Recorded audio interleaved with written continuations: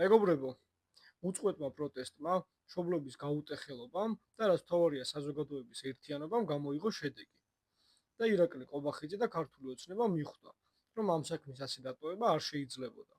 ირაკლი ყობახიძე დღეს სწორედ ამიტომ შეხვდა მშობლებს და განიხილეს წამლის შემოტანის საკითხი. ახლა მინდა მოусმინოთ მშობლების კომენტარებს ამ შეხვედრის შემდეგ. შეხვედრით დაგვშლიან მშობლებს ძალიან ცდებიან. ეს იყო ზოგადი და არა კონკრეტულად რაღაცა გადაწყვეტილებების მიღება. დავინახო რა მოხდება. ჩემი შვილი ერთ კვირაში რა მოხდება. ამიტომ ეს მოკლეს დროში უნდა დაიდოს წამალი.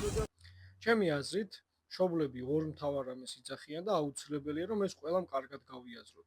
პირველი და უმნიშვნელოვანესი, რომ ბავშვების სიცოცხლე ახლა არის რაც შეიძლება მალე გადასარჩენი. მათთვის ყოველი დღე არის მნიშვნელოვანი და წამალი ძალიან მალე უნდა შემოიტანოს სახელმწიფო. და მეორე, ქართულ ოცნებას ჩვევია მსგავსი ტრიუკები და ადამიანების მოტყუება.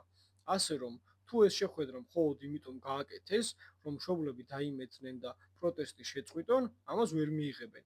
პირიქით, თუ გვინდა, რომ წამალი მართლა შემოიტანოს სახელმწიფომ, მანამ უნდა გავაპროტესტოთ და მანამ ვისაუბროთ, სანამ მართლა არ ვნახავთ შემოტანილ წამალს. ასე რომ, როგორც მილიონობით ლარი შევაგროვეთ, ისე შევძლებთ ამ მიზნის მიღწევასაც და აუცილებლად მიიღებენ ბავშვები წამალს.